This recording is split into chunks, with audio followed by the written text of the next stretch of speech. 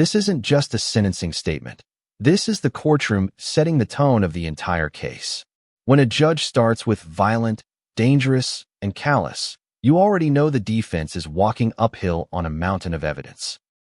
The court considers Mr. Folk to be particularly violent, dangerous, and callous.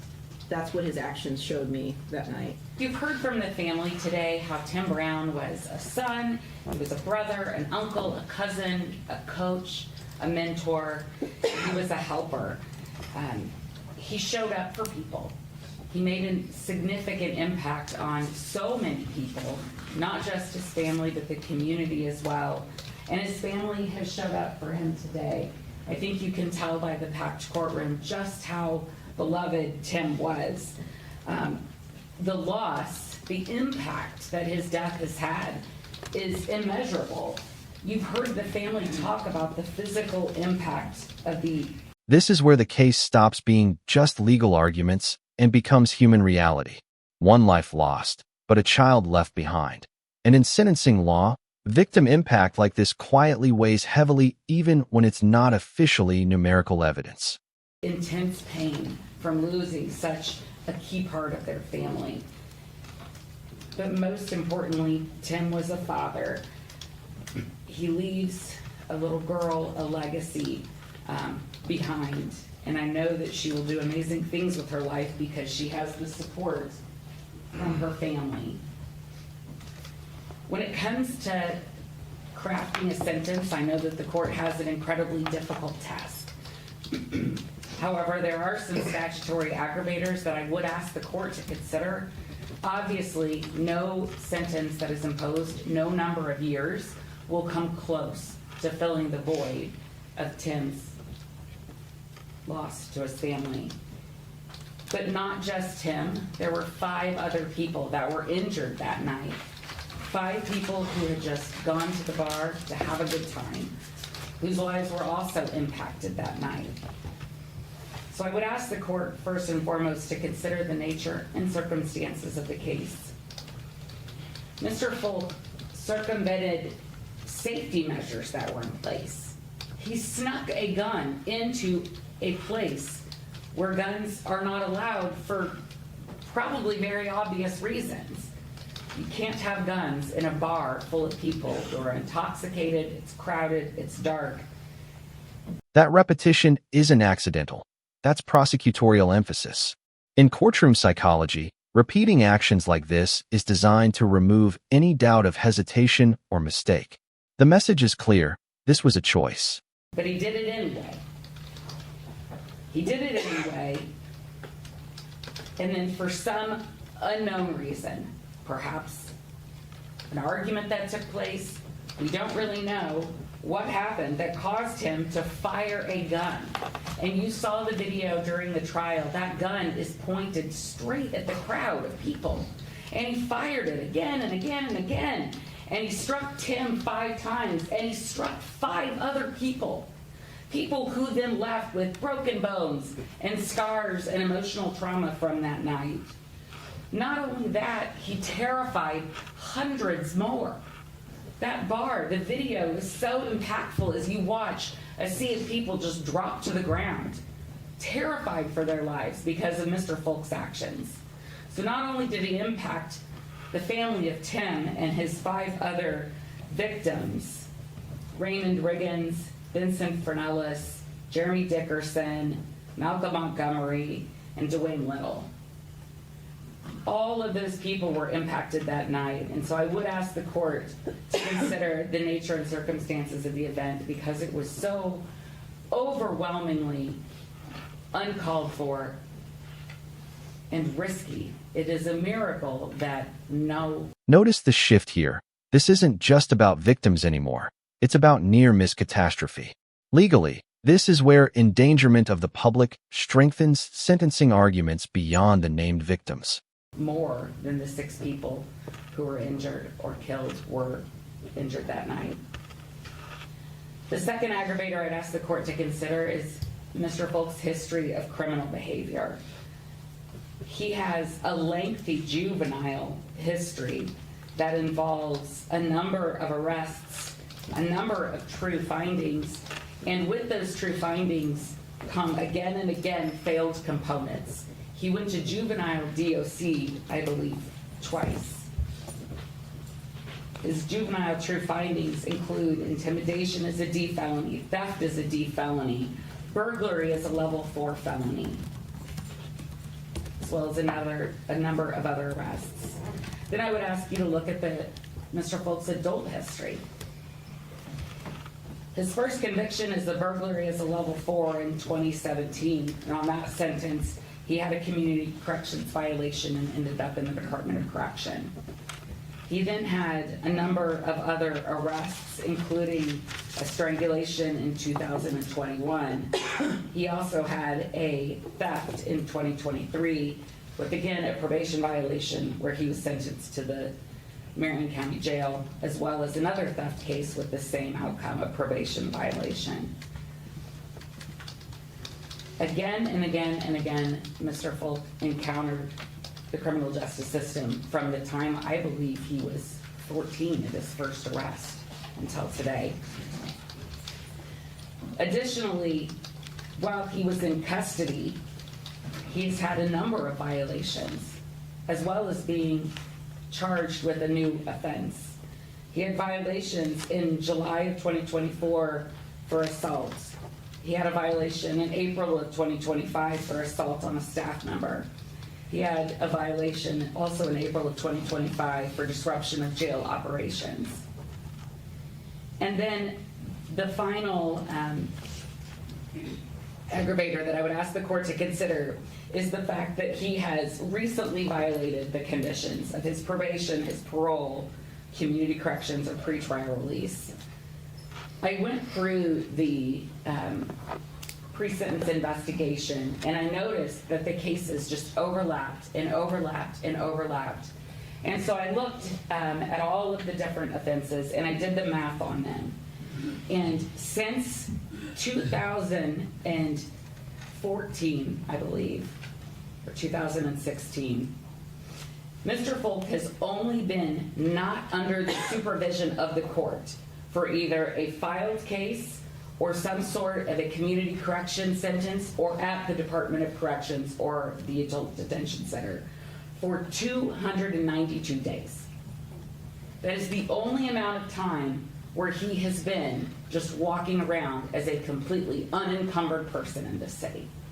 The entire rest of his life has been committing one offense after another, after another, after another. At times, only a week to 2 weeks in between.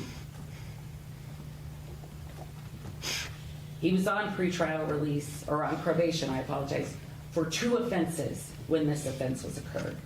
So I would ask the court to consider all of those aggravators.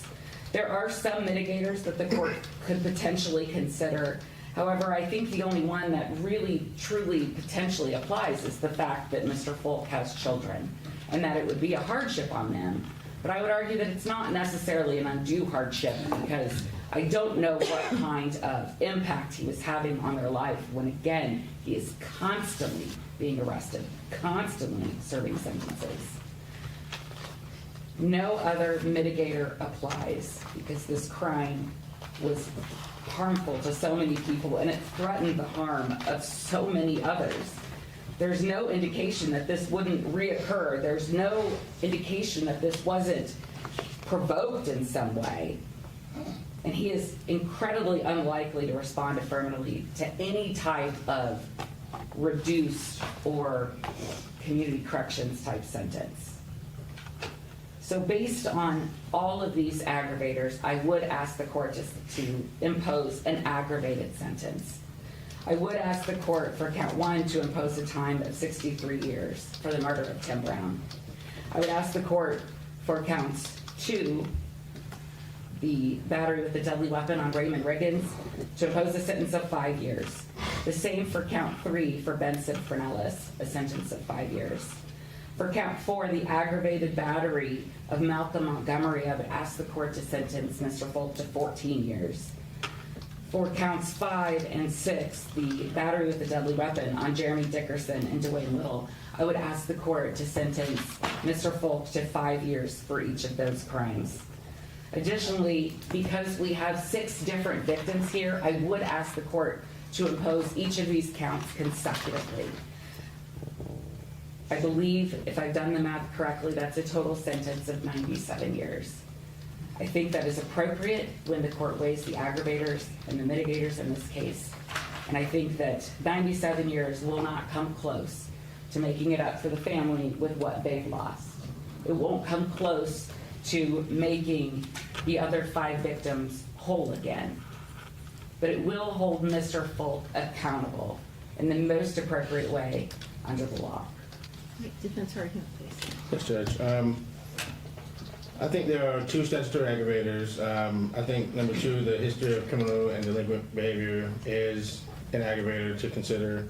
I also think that the recent violation of probation, number 6, is also an appropriate mitigator for the aggravator for the court to consider.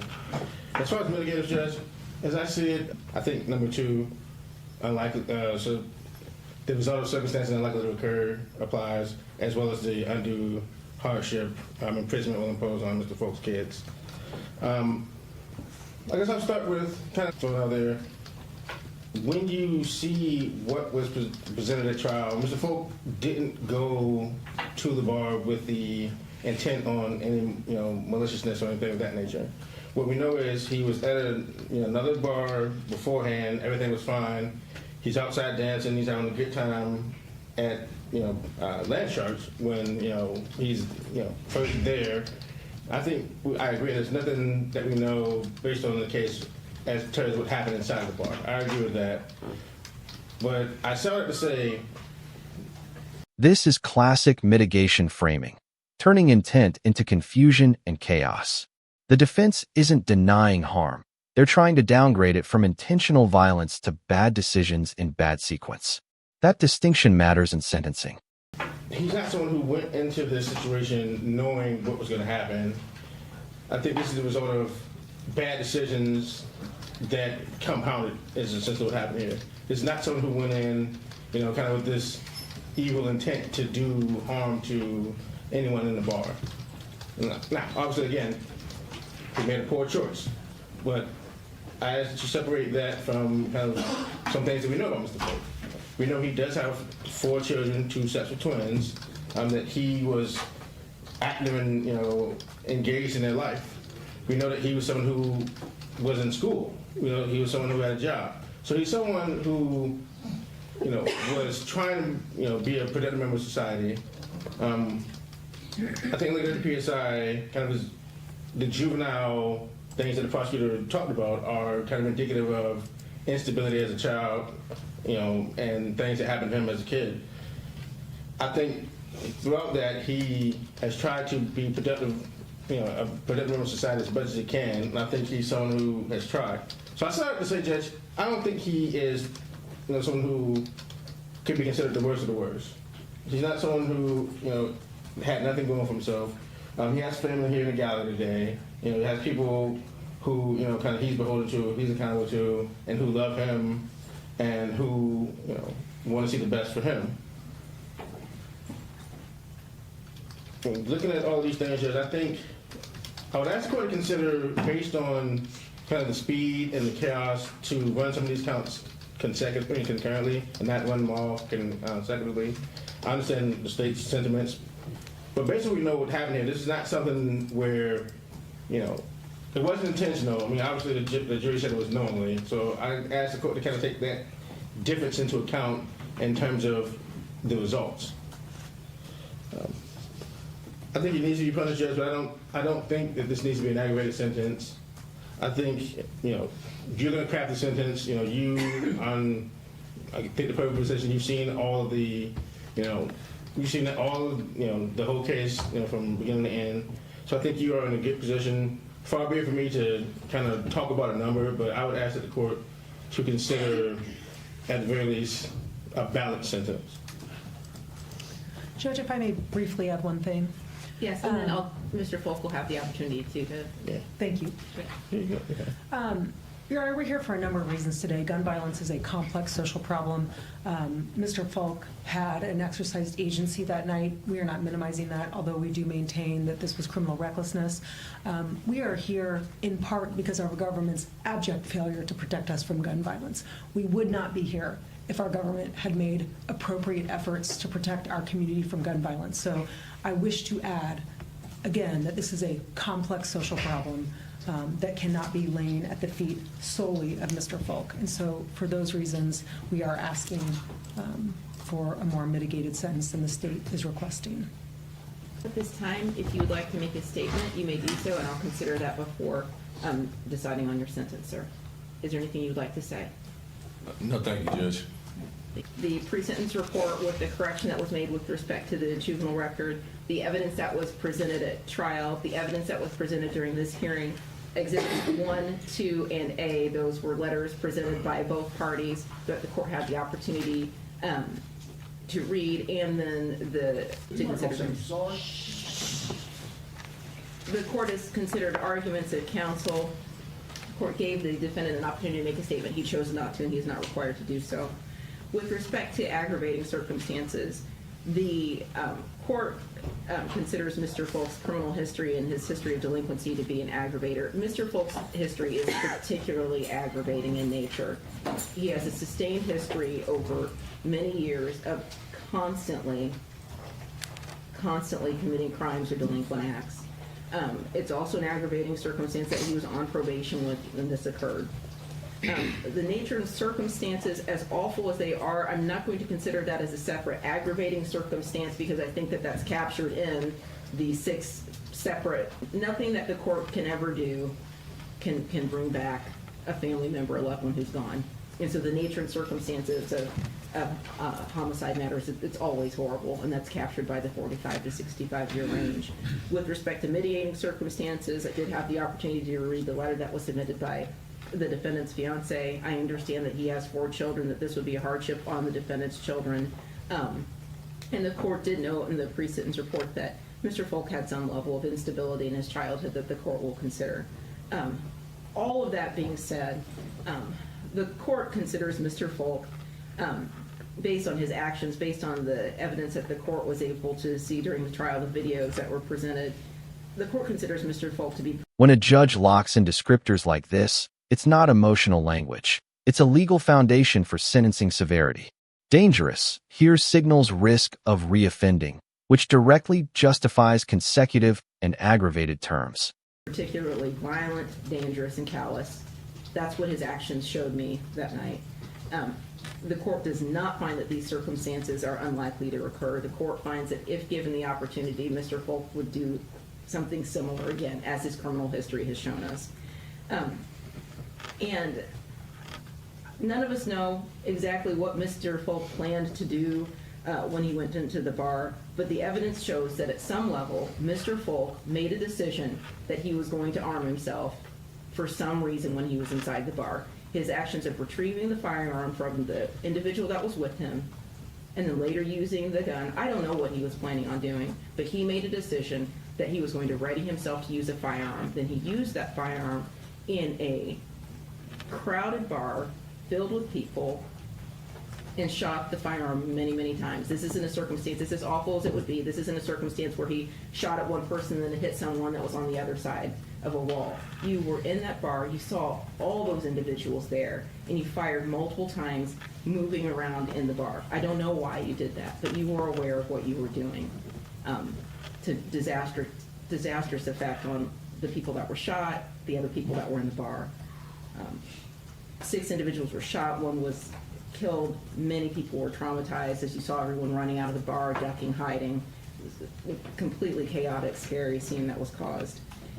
Given all that, I don't believe that concurrent sentences would be appropriate. Consecutive sentences are appropriate in this matter because all of these 6 individuals deserve separate sentences. That is what is fair and appropriate.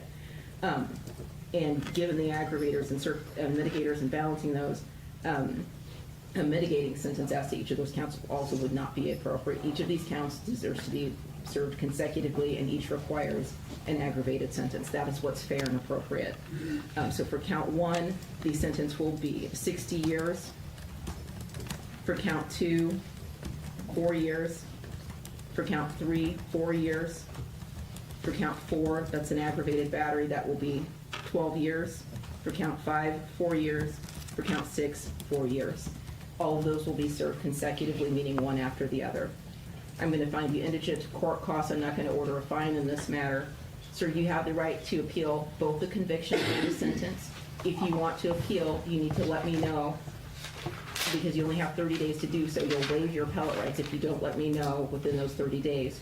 I can appoint the public defender agency to represent you now for purposes of appeal. Would you like me to appoint proper counsel to represent you? Yes, ma'am. Proper counsel is appointed. Is there anything else from either party at this time? Judge, I just wanted to clarify that all of those sentences will be served in the Department of Corrections. All of those will be served in the Department of Corrections. And then I'm going to set a date for the level 6 matter. And again, looking at the charge that was filed and looking at the probable cause affidavit in that matter, that feels like a one-day jury trial to me. About how far out should I set this? Judge, maybe 6 weeks, I would say. That's fine with the state. Would parties like that to be set on June 18th?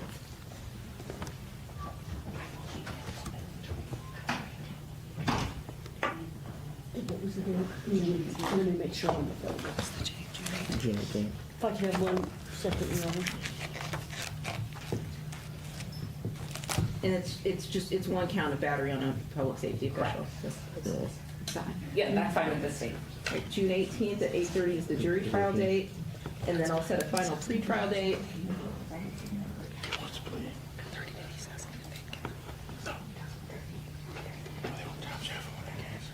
Could we set that for June 9th at 1:30?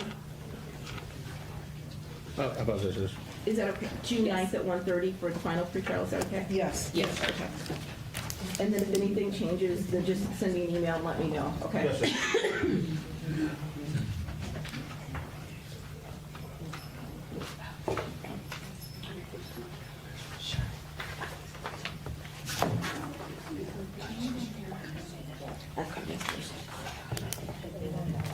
Okay, and then I am going to ask everyone in the gallery that was here for the sentencing on Mr. Folk to follow the deputy's instructions if they have instructions for you with respect to how you exit or in what order they want you to exit the courtroom. Please follow the deputy's instructions.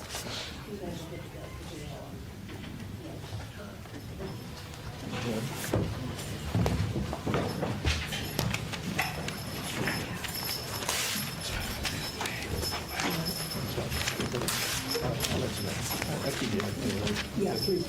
Yeah, I'm gonna have it. Yeah.